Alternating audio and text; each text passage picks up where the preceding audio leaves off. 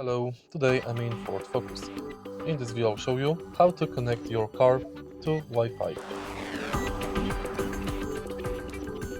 In the beginning, on your smartphone, enable Hotspot and then take a look at the screen display. Enter Settings and go to Wi-Fi.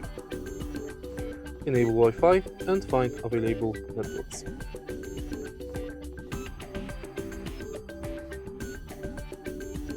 Select network, enter password,